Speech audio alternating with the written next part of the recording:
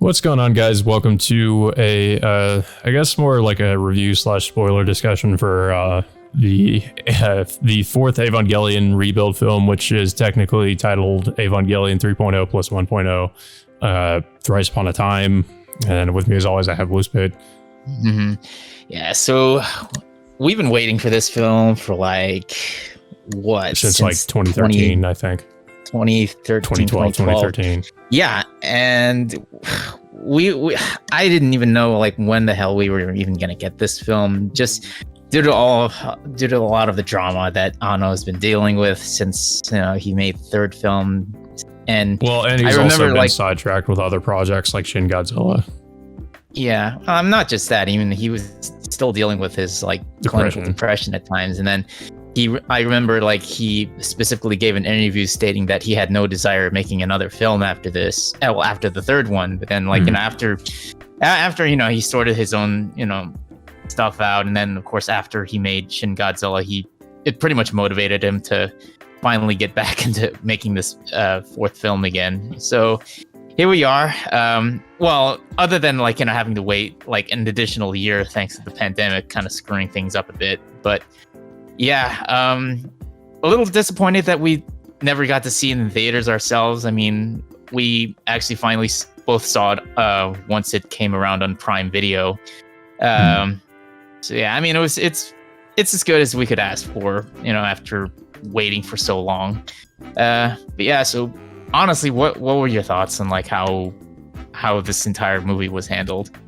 I mean, I thought it was as good as the last, rebuild films we got, and it, in a way, there's a lot of callbacks to the original series as well, and also into Evangelion.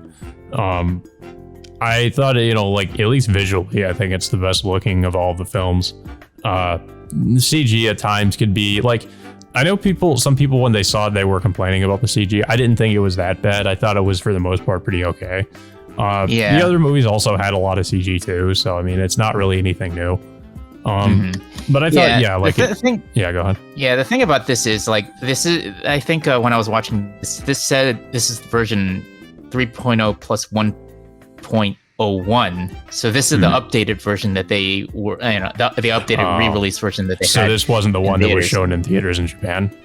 No, I mean, well, technically they did show this version in theaters later on, but this is the more updated version where they updated some of the CGI effects from I guess on parts of the climactic battle. So I guess it must have looked more rough in the original version.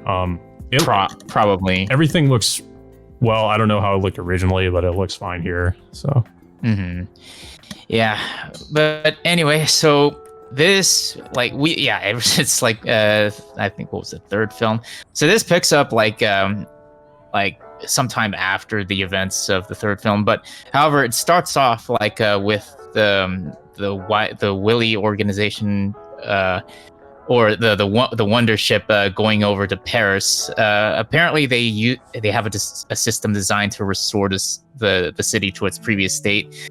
As you remember, if people don't remember, is what happened after the events of the second film. The entire Earth just pretty much went to crap by looking just all red and such. I think they call it corization or something.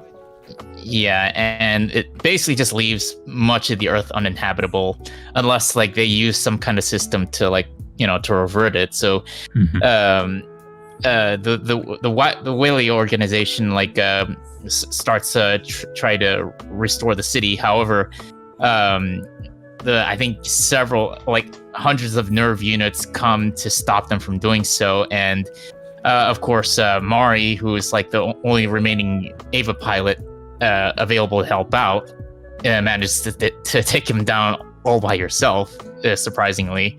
So Mari is probably the most OP character in all of these movies. Yeah, and it kind of makes sense why she is too once we learn more about her in this movie.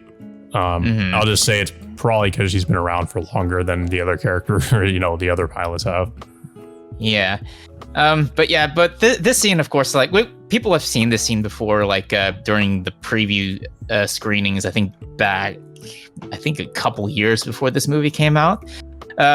So they did manage. So after Mari manages to fend off all the Nerv units, they managed to restore Paris to its previous state. And of course, it helps them to unlock the Nerv facility that's underneath there to help them rebuild the Mari's and Asuka's Eva units, which were damaged after what happened from the last movie. Yeah. I thought the battle sequence here was pretty good. It's like you said, yeah, we pretty much already seen this when they released the preview. But it does look really good. I mean, I feel like in some ways it looks better than what we saw initially. I'm not sure if the preview clip we saw was actually camcorded by somebody else who that might have something to do with it too. Yeah. Yeah. So we actually finally get to see it in its full form. Maybe they might have touched up upon it since its release, but I thought this was a good opener. Yeah. However, pretty much the majority of the first act we see next pretty much focuses on Asuka, Rei, and Shinji, still traveling around in the ruins of Tokyo 3, and then of course they get picked up by Kensuke later on, and they get taken to this lone settlement full of survivors. I think they said a little over 1,000 people living there. Yeah.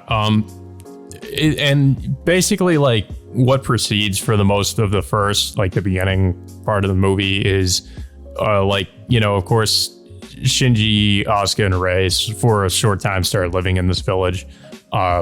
Rei starts to I really like this part of the movie because we actually sort of get a bit of a character arc with Rei where she starts to of course she asks a lot of questions about things because of course she's a clone and there's a lot of stuff she doesn't know, so she's learning about certain things, and it feels like she just gains much more of a personality, which I liked, because that was one of my problems with Rei, is that she very much for most of the original series is very robotic. I mean, there's a reason for that, of course, but she just didn't really have much of a personality. But here I like that they tried to make her seem more human.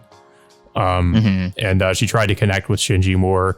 And we also, I feel like we get, in this movie, I feel like we get a lot more character development with each of these characters too. And that was something I felt like was a little bit lacking in some of the rebuild movies. And here I feel like we got more of that. We got more with Asuka as well. And yeah. But not only that, once they get to the settlement, we also get to see not just Kensuke, but we also see Toji and Hikari once again, and we find out that Toji has become a doctor of the settlement, and he ended up marrying Hikari after the events of the third impact from the second film. So they ended up getting married, and they ended up having a kid, and they invite both Rei and Shinji over to dinner at their place. However, Shinji is still mentally broken after what happened to Kaoru after the events of the third film. Yeah, it is a little bit frustrating too, because Shinji kind of just acts at this point very similar to how he acted in End of Evangelion, where he's very much just he's completely cut off from everybody else, and he just doesn't want to do anything. And I mean, I could understand the way he feels, but it's also especially with End of Eva, it was very frustrating to watch him just kind of sulking the entire time and not wanting to do anything. But fortunately, he does eventually come out of it in this movie. But for a very long period of time in the beginning portion of this movie, he's just like this, and he just never talks for quite a while. even gets to the point where Asuka gets incredibly frustrated by, gets to the point where she just force feeds him. Yeah. At one point, and at that point, Shinji just runs away, and then just gets to this old abandoned Nerv building where he just sits and sulks there for a few days, for whatever how long. And of course Rei of course has to keep bringing him food over and over again, and then so that's pretty much it. But like you said, Shinji eventually starts to open up little by little again, and then he goes exploring out with Kensuke, who actually works as a technician of the entire settlement. And what his objective is he has to keep whatever those special pillars that keeps the entire settlement like healthy and green and such. Yeah. Yeah, we also see some of what the world outside of the settlement looks like, where there's these just Avas walking around. Some of them are just sort of just stationary, sort of just like standing there. And then, of course, things are just, I mean, even in the settlement, things are just kind of like in just like suspended animation, like floating around. And yeah, like it was kind of interesting just to see what was going on, like just like Ava's randomly just walking around like that. I mean, in a way, the way everything looks reminded me a little bit of how things were at the end of the manga, where we had like the angels sort of just, they weren't active anymore. They were just sort of like standing around, like they were sort of like in ruins basically. So it kind of reminded me a little bit of that. I wasn't sure if it was like a callback to that or anything, but it looked a lot like it. It kind of did in some ways, but yeah, I mean, of course, there's a lot of different callbacks to, all the other. There's a lot of references to the original series and End of Avon here. Yeah. But yeah, so eventually, like Shinji and Kensei end up going to this lone area where they meet up with like a new character whose name is Ryoji Kaji. Now, what we find out that he's the son of Misato and Ryoji Kaji, the original Ryoji Kaji, who we find out in this movie that he already died before the events of the third film. Yeah, we find out that he basically sacrificed himself during, like, at the end of the second movie, and that apparently during that time, Misato was already pregnant. Yeah, but however, like on the younger Kaji is only in this movie for just a minute or two, and we only find out that he's never met his parents, neither met his mother Misato, which we find out that Misato left her young son living at the settlement for his entire life without ever meeting him, which is kind of sad. But the reason why she didn't want to meet her son was she didn't she just wanted to separate her from I guess from her son, just to avoid any, keep her son getting involved what she's doing, I guess. Yeah, I mean, it kind of made sense. But of course, meeting the younger Kaji actually ended up helping Shinji a bit further, and then he starts opening up to everyone else once again, including Rei. However, after some time in the settlement, we find out that Rei is slowly dying as well, because she's not at the Nerv facility without any exposure to LCL. She's pretty much starting to break apart physically. Yeah, she's basically on a time limit. So yeah, she of course eventually she eventually her body just is destroyed because she can't only go so long without LCL. Yeah, but it's also kind of sad because she goes on saying that there was so much that she wanted to do for the rest of her life, but unfortunately, because of what she is, she just can't. She can't just keep her form like that, and then she pretty much burst into that orange goo, similar to what happened to the people that ended up dying off at the end of Evangelion. Yeah. What is that orange stuff, by the way? It's LCL. Okay.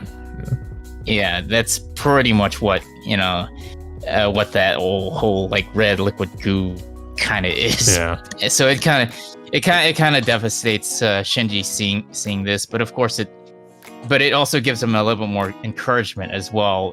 Once the Wunder ship comes up to pick up Asuka, and of course Shinji decides to go with her despite some protests. So of course Asuka relents, and then she does but all of a sudden she just stuns Shinji and then takes him up to the ship in isolation. Yeah, and that's kind of where Shinji remains throughout a good majority of the middle half of the movie, where he's just in the he's just in like this isolation cage.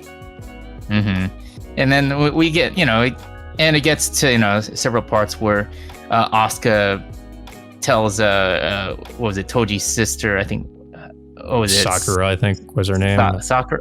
Yeah, Sakura, by telling her, like, how Toji is doing. And then, of course, Misato is also, like, given a picture of, of her son and Shinji, of, like, what they were doing back during the settlement.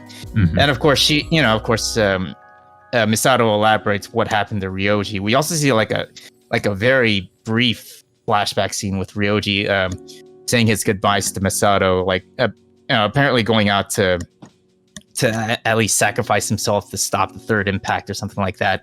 However, like, that what's unfortunate is because we never really get to see what happens. We just get told what happens from Misato's perspective. Yeah, I kind of was thinking we would see more of that, but yeah, that's pretty much it. Like, like I remember people saying, like, speculating there would be a huge flashback sequence that would sort of like explain some of the things that happened between 2 and 3, but that doesn't really happen in this movie.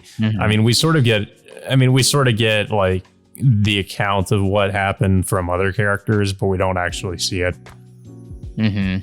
And of course, like, speaking of the other characters, there are other crew members of the Wunder that hold a lot of animosity towards Shinji for what he did, like, at the end of what was it, the second film, basically just causing the third impact. However, like, some crew members ended up defending him because, like, like there were some occasions where, there was a situation which Shinji had no control over or something like that. Well, that's what they claim, at least. But the reason why that happened was Shinji wanted to save the original Rei from being consumed by that angel back then. Yeah, I mean, he had no way of knowing that would be what would happen. But of course, but soon afterwards, like, Misato, like, orders the crew to head off into their next destination, which is to get to, I guess they said they were going to the second impact site to stop Gendo from reactivating Unit 13 and reactivating the Human Instrumentality Project. Yeah, we learned that Gendo basically wants to initiate the fourth impact, or like the final impact or something. Yeah. But of course, when they get there, they are ambushed by these Nerv ships. Before this, it's like Mari and Asuka, meet up with Shinji before they head out into battle, and of course, this is like literally one of the only few times in which we see Mari and Shinji actually interacting with each other. Yeah, because Shinji doesn't really. I don't really think I mean, outside of the second movie, he doesn't really interact with her much at all. So, like, the only way he remembers her is like the first time he met with her, like landing on top of him on the roof in the second movie. And of course, there was another scene in which, like, Mari and piloting Unit 2 actually helped Shinji get back into the battle. Oh yeah, that was pretty good. Yeah, and of course, but this one scene basically just just shows like Asuka and Shinji interacting with each other one more time before the final battle. Basically, Asuka asking, like, what Shinji's deal is, and Shinji just pretty much admits that his indecisiveness is what really caused the rift between the two. And of course, Asuka, I guess in a way, forgives him for all of that, and pretty much admits that she had a crush on him, but decides not to follow through with the relationship with him. Yeah, I mean, it kind of makes sense, because I mean, she hasn't really seen Shinji for, like, because I mean, between the second and the third movie, there's like a time skip of like 13 to 14 years or so. So I mean, that kind of makes sense, but yeah, I kind of like that they addressed it, at least, because I mean, it was pretty obvious. in the movies and in the original series. Yeah, I mean, it kind of shoots down like a lot of fan theories of Asuka and Shinji getting together, but I don't know. I guess you could argue that maybe they might have in the original timeline, but they never confirm anything about that. Mm-hmm. But like you were saying earlier, that once they head into battle, they're attacked by several different like Nerv ships, which is similar in design to the Wunder ship. However, unfortunately, like the Nerv ships are a lot more advanced in weaponry compared to the one Misato and the others are piloting. Yeah, the only advantage the Wunder has, I suppose, is the engines. So they try to like outrun a lot of these ships. Yeah, and of course, soon afterwards, like they're attacked by, I guess, millions upon millions of I guess they're called like Infinity Evas. Yeah, it's like they're Eva units with like skulls in their heads, and of course Asuka and Mari. Yeah, those two. Yeah, Asuka and Mari end up being dispatched to pretty much defend the Wunder from being attacked by all these Eva units. So they, I think it's a pretty like crazy like CG looking sequence with Asuka and Mari just basically just dispatching like so many of these things all at once. Yeah, I thought this was one of the more impressive sequences in the movie. It's a pretty long one too, like just them fighting off all these things. Of course, while Asuka is trying to get down to Unit 13, which has both of those spears and into that are kind of like protruding out of it. Yeah, so it was pretty intense. Yeah, I mean, like, and especially when Asuka basically had to decided to I guess release some kind of limiter on her Eva that like turns it into like an angel, so she could break through the AT field and try to like It's because of like of what happened during the events of what was it, the second film in which she was possessed by the ninth angel. So it's why she was wearing her eye patch throughout the entirety of like the last film and this one, is because I guess she kept the ninth angel contained within it. So she takes off her eye patch, and then of course the ninth angel gets released and starts converting Unit 2 into this more powerful looking state in order to help her destroy Unit 13. However, I guess Gendo planned on this happening, so he uses this to his advantage and uses Unit 13 to overpower and absorb Unit 2. Yeah, everything was according to Gendo's plan. But what really surprised me is the revelation that this Asuka has been a clone. Oh yeah. Time. Yeah, like I wasn't sure what that scene was. Like I guess yeah, like you said, she was a clone, because we see like another Asuka there, and I was like, and she's like, this is something about like on the original or something like that. I was like, wait, is that the one from the original series, or is she like, I wasn't sure what. Like that literally just came out of nowhere. It's like, yeah.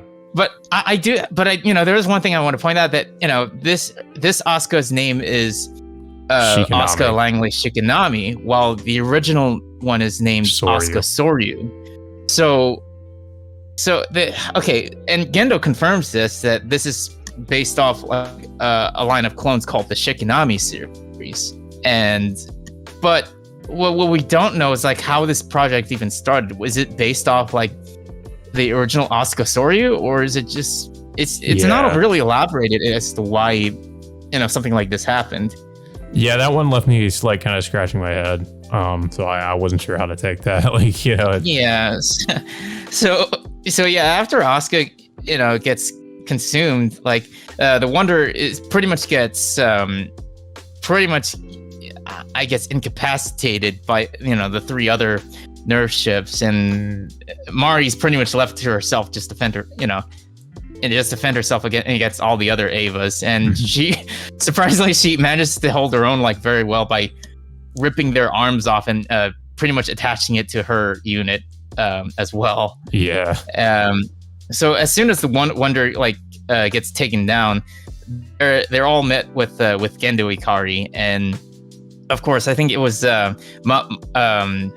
Misato and I think Ritsuko end up meeting him, but soon afterwards, like Ritsuko ends up shooting him in the head like twice or 3 times, I think.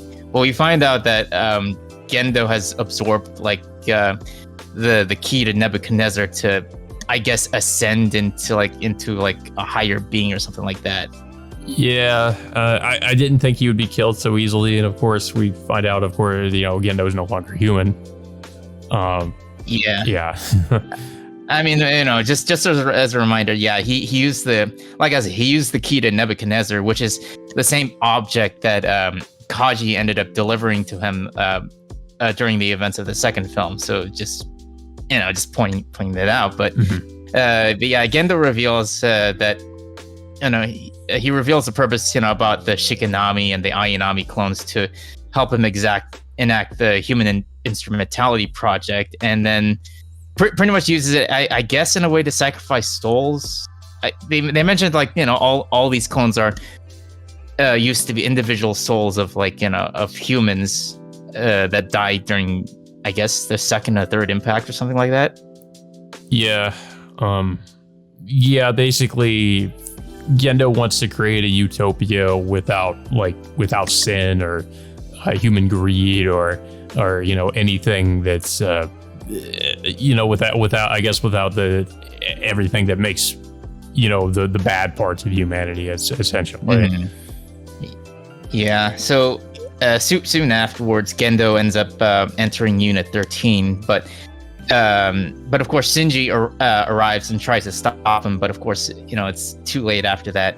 So Shinji soon afterwards asks Misato to let him pilot Unit 1 again, but of course Sakura and another crew member try to stop and kill Shinji, but Misato ends up taking the bullet instead. And of course, soon afterwards, Misato ends up making amends with Shinji, and saying that she will take. She pretty much convinces the crew that she'll take responsibility for what Shinji does from here on in. Yeah. I mean, they have a brief conversation, and then Shinji eventually, basically Misato says that Shinji's going to have to fight his father. He's going to have to take Unit 1 to go and fight Unit 13 using the other spear. Yeah. So that was that scene. Yeah, it kind of explains that scene we saw in the trailer, with the two Ava units fighting, and I wasn't sure what to make of that, and now we kind of know what that was about. Yeah, Shinji ends up stealing one of the spears of Longinus and turning it into the spear of Cassius. So he uses it to fight against Gendo. They're being teleported to these different sets. Well, first they said that he was going to go to some place called the Anti-Universe or something, and he would have to try to catch Gendo because he's quantum leaping around or something like that. Yeah. But a lot of these places that they're fighting it at look like movie sets for whatever reason. They're just fighting in all these different locations, a lot of locations from the movie, a lot of the other locations we've seen in the movies in the original series, and just a lot of random locations too, of all places, a soundstage inside of a room.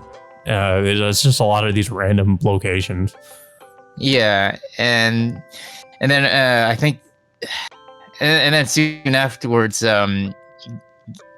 Gendo also shows Shinji this black Lilith or something like that, and of course eventually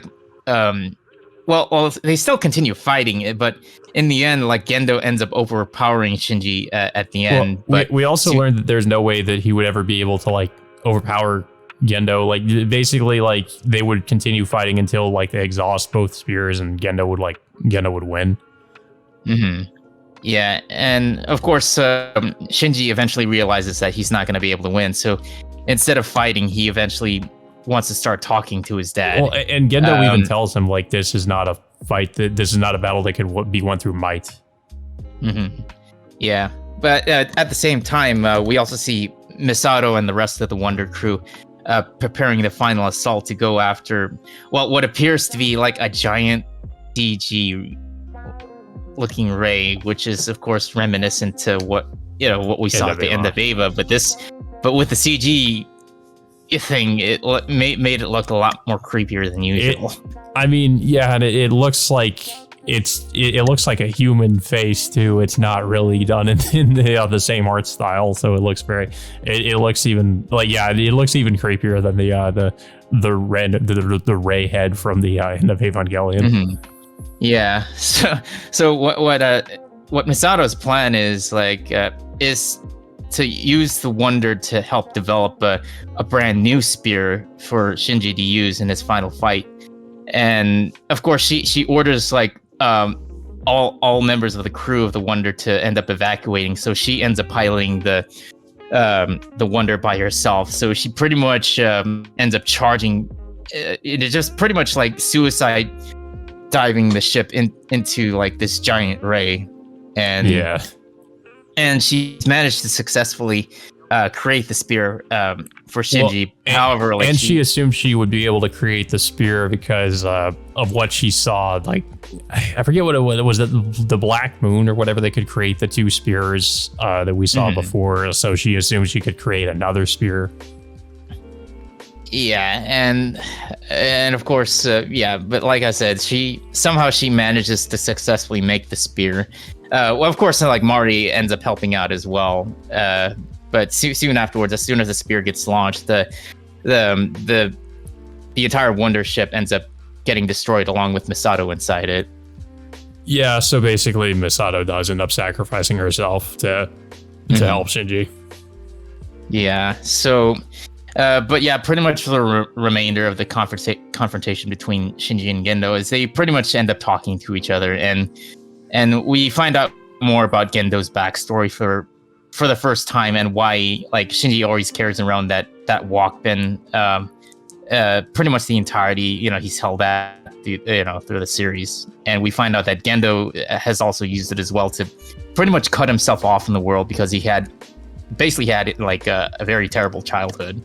Yeah, I did like that they actually went into Gendo's character because, of course, we learned Gendo's motivation in the original series, that he wants to bring back Yui, but we don't really know much about him as a character, and just why he is the way he is. So they actually go into it here, which I actually liked. That they finally gave us Gendo's backstory. But yeah, we learned that he was pretty much just antisocial. He just wanted to, he didn't want to interact with people. And it was only when he was introduced to Yui that everything changed for him. And that when she died, he was just consumed by his obsession to bring her back. And that was why he started, I guess, the Human Instrumentality Project. And that Shinji would be he only saw Shinji as a useful tool to help him bring back Yui. And also in these I kind of like the way these scenes are done too. They're done in this very rough art style, and it is another thing that seemed reminiscent of End of Eva and also the original series, where we would see with the original series it was because the budget ran out, but here I think it's just a stylistic choice that they just, and also just a callback they did it that way. And also we also see that Mari in one of these scenes too. So it's and I don't know. We also see later too that there was a picture with Mari, Yui, and some of the other characters and Gendo. So it pretty much confirmed that Mari was someone who knew Yui and was a friend of Gendo and has been around for a long time. Mm-hmm. Yeah, there was another scene while this is happening. Mari ends up meeting up with I think what was it, Fuyutsuki? I think that was it. Fuyutsuki who works with Gendo, and pretty much Fuyutsuki confirms to us what her real name is. I forgot what he said, but of course it's Mari with something. But of course, Mari herself confirms that it's the first time that she's heard her real name in a long time, and of course, for whatever reason, Fuyutsuki ended up dying by I don't know. I guess turning himself into LCL, like yeah, that one kind of surprised me too. I didn't expect that to happen. But I guess it made sense. I guess his role was finished, so I guess he was going to die after that. But I also should mention too that I have to wonder if Ono like took the whole Mari backstory from the manga, because that was in the manga before this movie came out.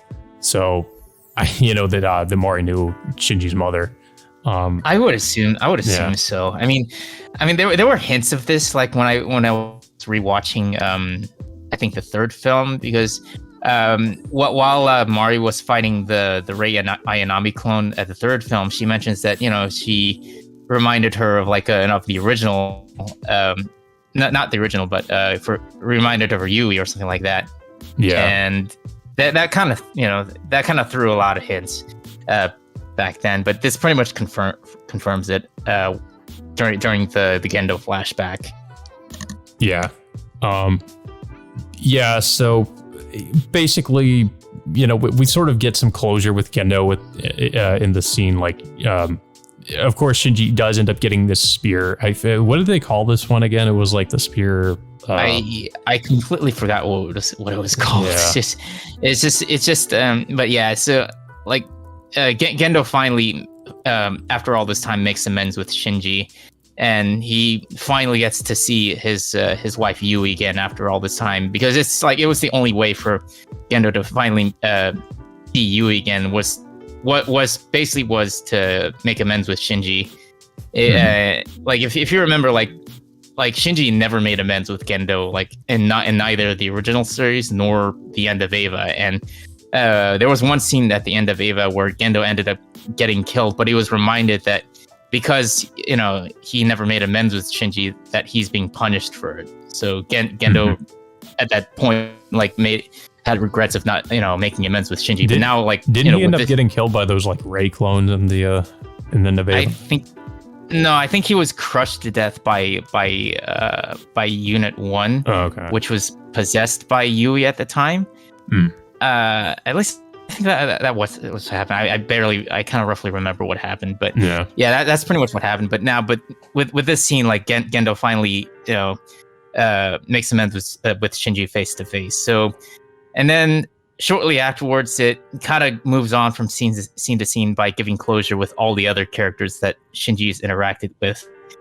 He finally makes amends with Asuka by, I guess, he tells Asuka that that he also liked her, but it's also time to move on from each other. I should also point out that one of the scenes where he's talking to her, they're sitting on that it looked like the exact same beach with the red ocean, pretty much the same. It's pretty much the same scene from End of Eva.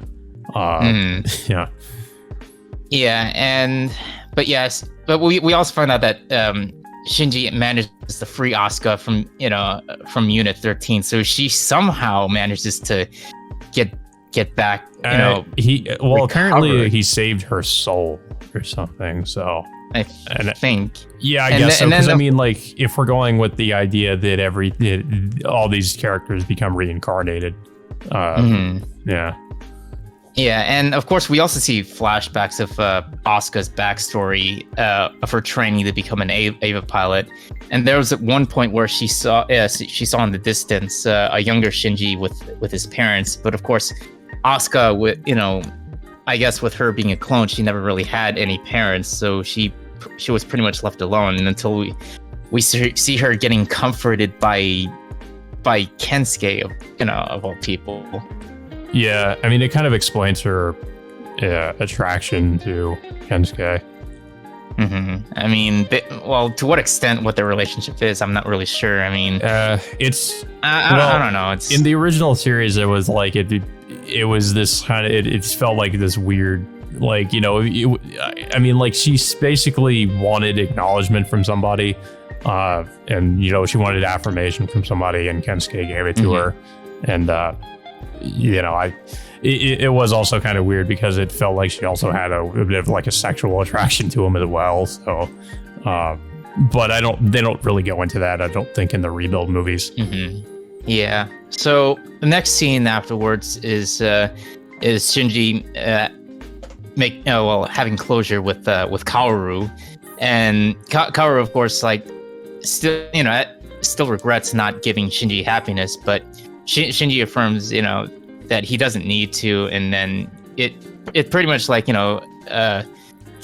Kaoru some kind of closure, and then of course Kaoru ends up meeting with the spirit of with Kaji, which it's I don't know, it's a little bit confusing as to how or why. Did Kaji and Kaoru ever like have any like conversation with you? I actually know they couldn't have, because he showed up like at the end of the second one. Yeah, like no, yeah, they never interacted with each other. I don't know what the reason. Yeah, so I'm for not this really is, sure but why they're. I don't know. That one kind of confused me. I wasn't sure why they were like talking with each other. But another scene that which is also reminiscent of is of course like Kaoru and Shinji meeting on that beach. Which is the exact same scene which they first met each other at the original Evangelion series. So that was a nice callback. But the Kaoru and Kaji thing was a little bit confusing. But it's basically like Kaji like inviting Kaoru to help him like to tend to the farms or something like that, and something, I guess. But I guess it was just like giving Kaoru like a purpose or something, because I guess that was like, and I guess that was like what kind of freed him of his own burden. Yeah, and of course, lastly, Shinji also says farewell to Rei, pretty much telling Rei that he intends to reset the world without the Evangelions. Now, which it's also funny because there was a lot of fourth wall breaking in there. Well, the scene, like where they both are too, they're on the same sound stage, and we also see like the scenes from the original series playing in the background. Mm-hmm. Yeah, and of course, well, yeah, like I said, like Shinji, says farewell to Rei at this point, and he decides that he needs to sacrifice himself for the spear, but before he can do so, the spirits of Gendo and Yui end up doing it themselves, and they pretty much sparing. And he says this is going to be the Neon Genesis or something, like I guess just referencing the the original series some more.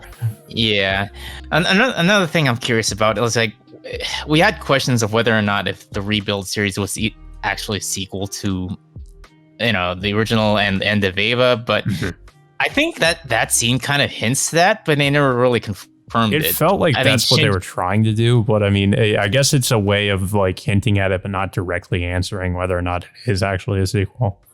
Yeah. So, but yeah, soon afterwards, Yui and Gendo end up sacrificing themselves, and then in the process, they end up eliminating all the the Evangelions of the world. And shortly afterwards, Shinji's like washed up in a beach by itself, and of course, it kind of gets into this like low budget looking scenes. Which I mean, they literally just show like the pre-animation stuff and like storyboards of the scene, kind of like what was going on at the end of the original series, where they literally ran out of budget. And of course, I'm pretty sure that was just another reference to the original Evangelion. Yeah, and then shortly afterwards, Mari also arrived and meets up with Shinji on the same beach, basically saying goodbye to her sets of Evangelions as well. And then all of a sudden, like we're set into this realistic like world of Japan, I guess. And then we see next we see an adult Shinji waiting in a train station, and across from him we see like the other characters. We see Asuka, Rei, and Kaoru on the train station. And then soon afterwards, we also see like an adult-looking Mari meeting up with Shinji. And apparently, I don't know. I wasn't sure how to feel about this. Like, it really seemed to heavily imply that they were like a thing, and I that was just so strange to me, because like we've said, they didn't really have a lot of interaction throughout them in the movies or anything. I felt like it would have been more fitting if it were Asuka or something, so I don't know, like I don't mind it, but it is, like I said, it's just kind of weird. Like she's not like, her and Shinji just haven't really had a lot of interaction, so it just feels like sort of random that they're together now, I guess. But but at the end, I mean, at the end, like pretty much like we're treated to like the real looking Japan. With the camera panning out, with and there were some like anime characters like it looked a little bit strange. Yeah, there was like animated characters walking around, and I think it was like a real, like a real footage of Japan or something. But yeah, like basically like Shinji and Mari just sort of run off together, I guess, run off into the future or whatever it's trying to imply with that. But and that's how it ends. There are some confusing aspects to it that I'm still trying to wrap my head around, but I would say it's definitely a significantly better ending than the original series. And in a way, this is also similarly, again, to how the manga ended, because in the manga, like, it was Rei that ended up like resetting the world for Shinji and getting rid of all the angels, and like everybody got reincarnated and the world was different because the angels didn't exist anymore. And Shinji sort of was just living a normal life, going to high school, and like, Asuka kind of went by him, like they didn't know each other. So and there was like people like Kensuke and like his other friends were still there and they knew him. And I kind of like, this felt very similar to that ending too, with like the world just being reset again and people being reincarnated and all that.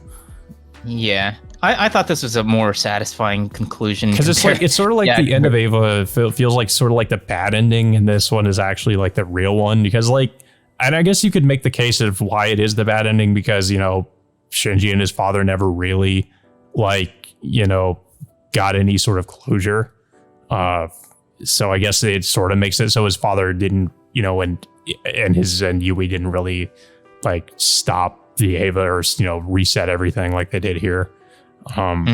So, but yeah, I think this is just a much better ending, and it makes more sense, even though there are still a lot of questions I have.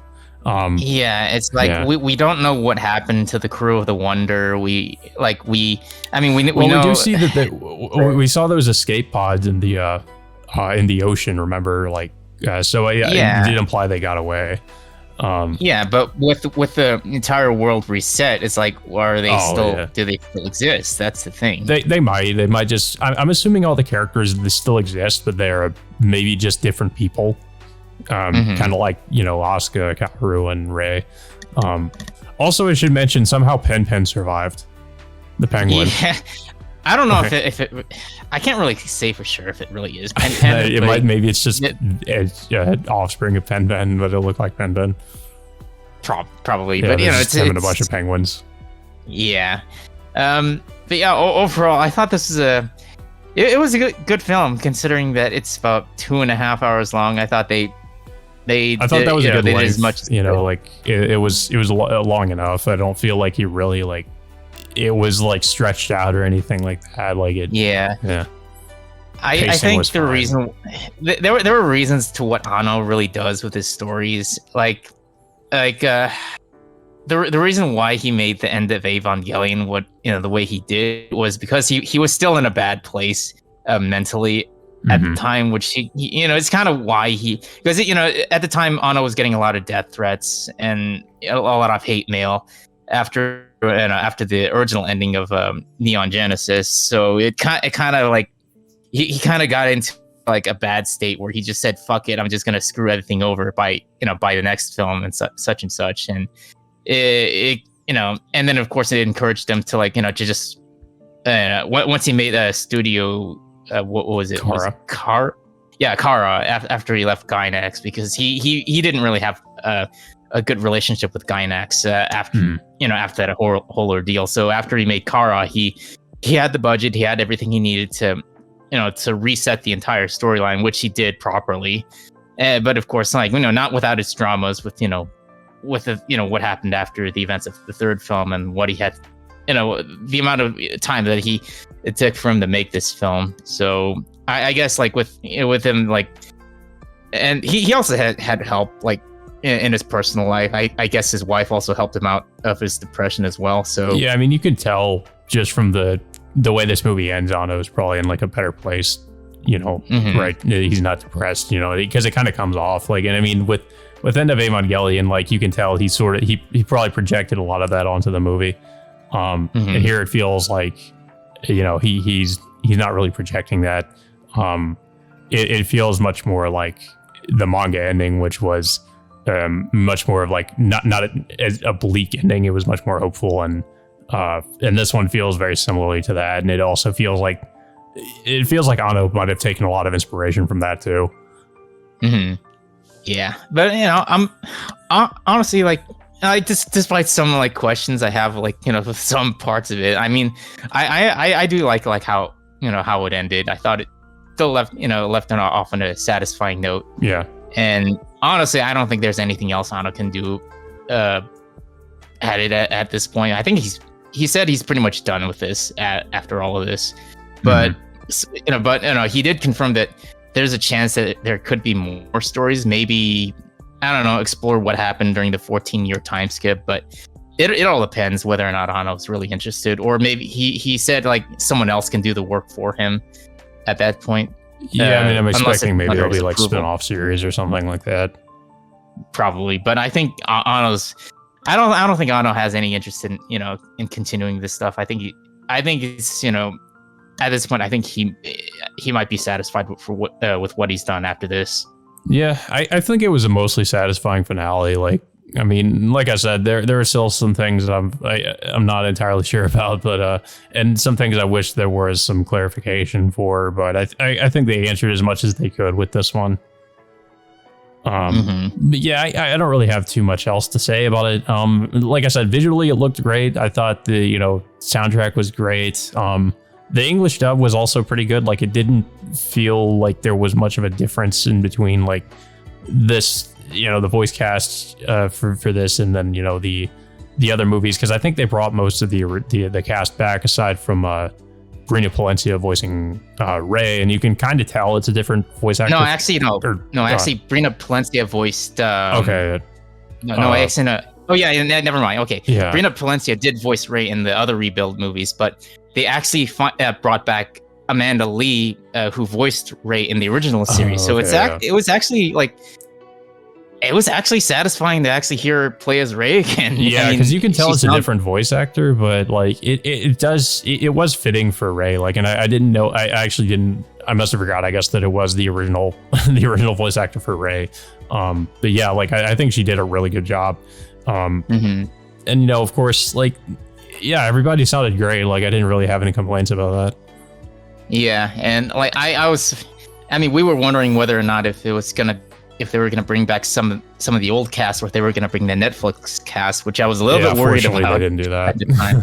Yeah, so they brought back Spike Spencer to voice Shinji again after all this time, and I'm kind of glad that he did, because he pretty much portrays the character, on such a great note.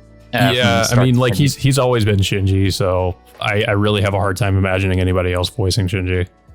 But yeah, it's like that. Like, this was, I think this was definitely worth that long wait, that long torturous wait. After all these years of of watching all these films and finally seeing like the proper end of this after 26 years of having experienced this. Yeah, I am glad that Anno did go back to it and didn't just end things with like the third movie, and he never went back to it like he was saying he was going to. So I like that we got a proper conclusion. Even though we, like you said, we had to wait quite a while for it.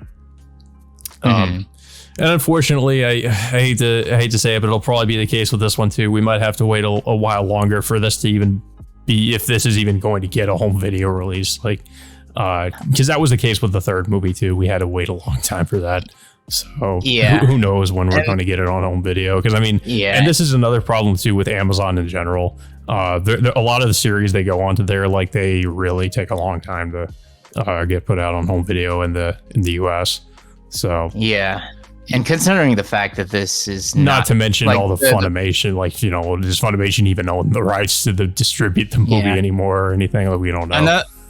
Another thing I want to point out is Amazon did re-release the first 3 films, but they ended up redubbing a lot of the lines, from the Funimation one. Like they used like the voice actors who voiced in this film.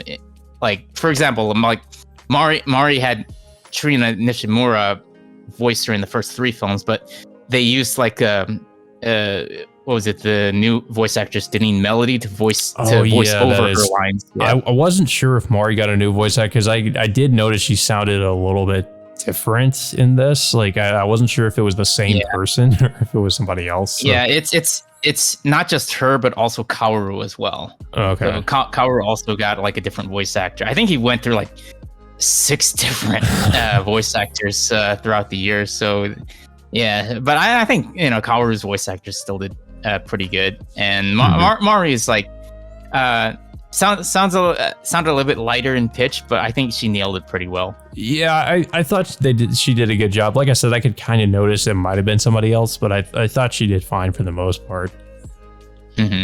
Overall,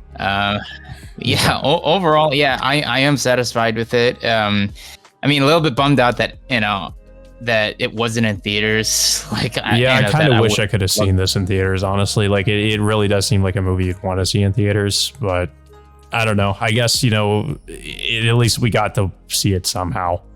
So I'm thankful for that, at least. Yeah. So, I mean, out of 10, like, how would you rate this film? I would, honestly, I'd say it's probably like an 8. Yeah, I mean, I wouldn't give it anything higher just because like I said, it still does leave you with quite a few questions that don't really end up getting clarified. And I don't know, maybe you could argue that some things should stay a mystery, but I kind of wish we got a little bit more clarification on certain things. Yeah. But I mean, like I said, it did answer just enough, so to the point where I'm mostly satisfied with it. Yeah, I mean, if this is probably the last Evangelion project we will ever see in our lifetimes, I think this is the best one that they could end it off on. Yeah, and also just the characters. I felt like they got quite a bit more character development. Shinji is not as an annoying a character he was like in the original series here. At least he feels like a much better character, like he actually went through some kind of development, which is definitely much appreciated because I really felt like the Shinji in the original series, like that was one of my major problems with him, is it really didn't feel like he developed all that much as a character. But here I feel like he actually he actually became a better character near the end of the movie. Yeah. But yeah, I mean, what would you give it out of 10? Yeah, I would also give it about an 8 out of 10. I mean, the action sequences are good, but it kind of got overboard from time to time with the CG. Yeah. There was like little clarification of what happened in between certain events with certain characters, like Kaji, for example. I mean, I would have loved to learn more about that, but I think like they did as much as they could with the whole 2.5-hour runtime that they had. I mean, this is the longest like anime film that I've ever watched in my entire lifetime. Yeah, I think I'd have to agree. I'm trying to think. Like maybe the one that comes close would be Disappearance of Haruhi Suzumiya, because I remember that one's pretty long. But yeah, this one's pretty long. So yeah, which is I like that it's longer just so it has more time to. Yeah. I mean, but I still appreciated that they gave a lot of characters, proper closure, like, finally giving Shinji and his dad, like pretty much letting them make amends after pretty much the entirety of the series, in which they never gave them an opportunity to do so. But now, with this film, like they gave them proper closure to make amends, and then give everyone else their closure, like Asuka, Rei, and everyone else. Yeah, but I don't really have anything else really to say about this movie. It's again pretty decent conclusion. I could really ask for anything better than what we got. So I mean, I don't know if you have anything else to say about it. Yeah, it's I think it was definitely worth the wait after all this time. I'm finally glad that we finally got to see the end of this. Yeah. So that all being said, until next time, we will see you all later.